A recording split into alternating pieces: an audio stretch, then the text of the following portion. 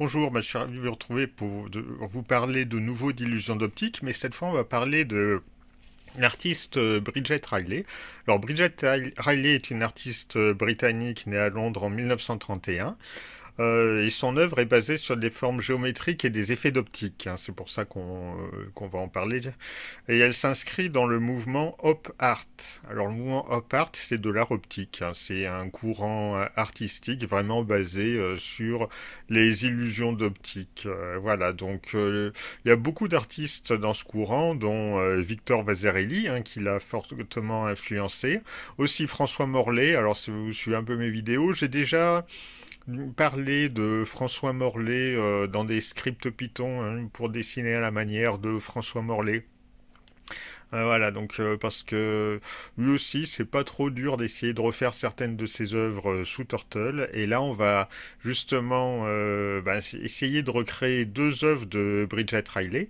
On va commencer par Movement in Squares, une œuvre qui date de 1961 et qui est assez facile à programmer sous Turtle parce que c'est quoi? On fait simplement des lignes avec des carrés et les carrés le long de, alors des carrés alternativement noir et blanc, et les carrés le long de chaque ligne ils deviennent de plus en plus fins. Puis après, quand ils sont devenus trop fins, on les fait grandir à nouveau. Voilà.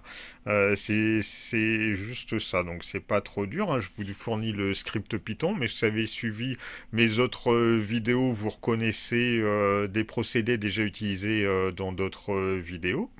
Voilà. Donc on arrive à recréer assez facilement l'œuvre originale.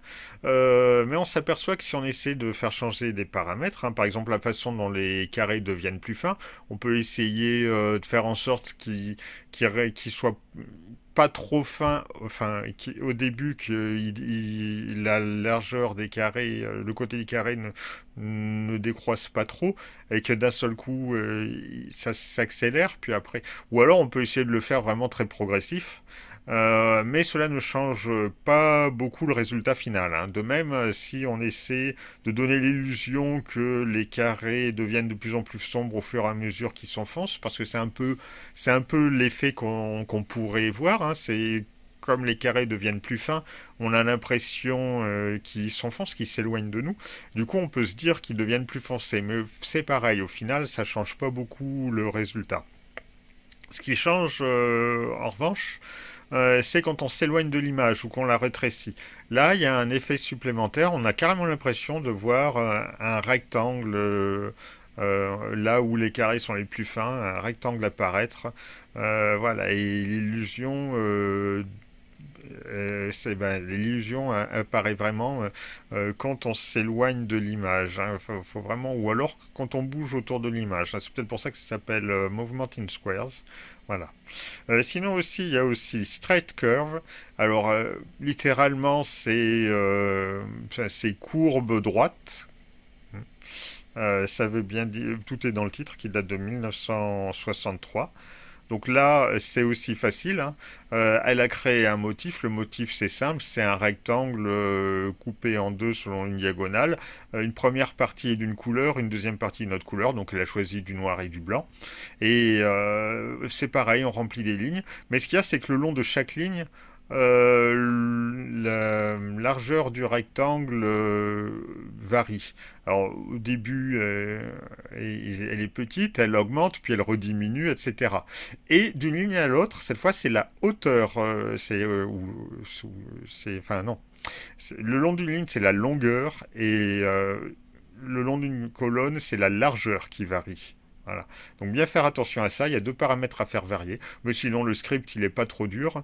D'abord on définit le motif, hein. Donc j'ai créé une fonction pour créer le motif, c'est pas trop dur.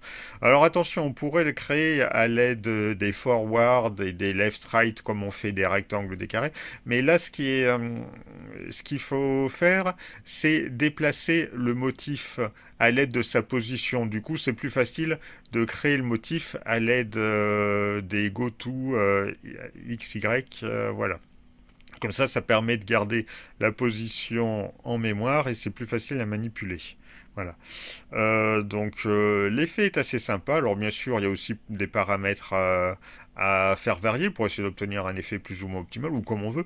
Donc par exemple, là, on peut jouer sur la taille des rectangles, modifier la longueur, la largeur, modifier aussi la façon dont il grandit ou rétrécit, hein, qu'il soit plus ou moins grand, la taille minimale, la taille maximale, voilà, tout ça, ça fait un peu des œuvres un petit peu différentes à chaque fois, hein. Et aussi, ce qu'on peut faire aussi, c'est jouer sur les couleurs, hein. On peut mettre de la couleur, on peut même, comme je l'ai fait à la fin, entourer tous les rectangles d'une autre couleur, hein. C'est voilà. Bon, ça fait des résultats artistiques. L'effet est plus ou moins saisissant selon les paramètres que l'on fait varier.